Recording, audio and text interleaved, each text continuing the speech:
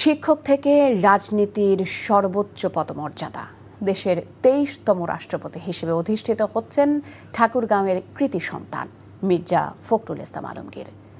রাষ্ট্রের সর্বোচ্চ সাংবিধানিক পদে নির্বাচিত হওয়ায় আনন্দের ঢেউ বইছে তার জন্মভূমি ঠাকুরগাঁওয়ে।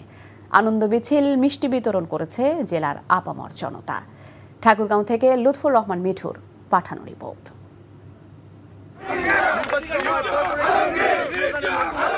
ঠাকুরগাঁওয়ের মাটির সঙ্গে তার সম্পর্কটা শুধু রাজনীতির নয়, সেই শেকড়ের মানুষ মির্জা ফখরুল ইসলাম আলমগীর যখন দেশের সর্বোচ্চ সাংবিধানিক পদে বসার যোগ্যতা অর্জন করেছে, তখন আনন্দটাও যেন ছুঁয়ে যাচ্ছে ঠাকুরগাঁওয়ের প্রতিটি প্রান্তে।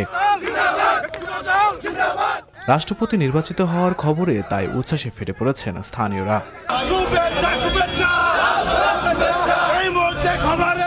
জেলা জুড়ে হয়েছে আনন্দ মিছিল, করা হয়েছে মিষ্টি বিতরণ। দলীয় নেতাকর্মীর পাশাপাশি স্থানীয়রাও এই আনন্দে উচ্ছ্বসিত। অনেকে স্মৃতির পাতা উল্টে স্মরণ করছে মির্জা ফখরুলের রাজনীতির দীর্ঘ পথের কথা। মির্জা ফখরুল ইসলাম আলমগীর স্যার এই ফ্যাসিবাদ বিরোধী আন্দোলনে সর্বোচ্চ ত্যাগ স্বীকার করেছেন। সেই সর্বোচ্চ ত্যাগ স্বীকার একজন পরিচ্ছন্ন রাজনৈতিক ব্যক্তি আজকে সর্বোচ্চ মর্যাদার আসনে আসীন হয়েছেন। এই জন্য মহান রাব্বুল আলামিনের কাছে আমরা শুকরিয়া আদায় করছি। সারা দেশবাসীর নিকট আমাদের একটাই চাওয়া, আপনারা সকলেই দোয়া করবেন আমাদের স্যার যেন আগামী সুন্দর একটি বাংলাদেশ, নিরাপদ একটি বাংলাদেশ গড়ে তুলতে পারেন। ঠাকুরগাঁওয়ের মানুষের কাছে মির্জা ফখরুল শুধু একজন জাতীয় রাজনীতিক নন, তিনি এই জনপদের সন্তান। তাই রাষ্ট্রপতির দায়িত্ব পাওয়ায় আনন্দের পাশাপাশি প্রত্যাশাটাও কম নয়।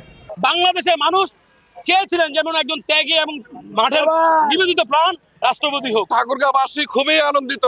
এই মানুষটি আমাদের প্রাণের স্পন্দন। যেই মানুষটিকে দেখে আমরা জাতীয়তাবাদী দল করতে এসেছি, সেই মানুষটি আজকে রাষ্ট্রপতি হয়ে গেছেন। ফখরুল ইসলাম স্যার রাষ্ট্রপতি হয়েছেন, এটা ঠাকুরগাঁওবাসীর জন্য অনেক গর্ব, খুবই আনন্দিত। ঠাকুরগাঁওয়ের মাটি থেকে বঙ্গভবন, দীর্ঘ পথ চলায় নতুন অধ্যায়ে রাষ্ট্রের প্রধানের দায়িত্ব।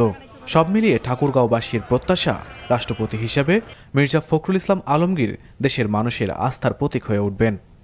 NTV news desk.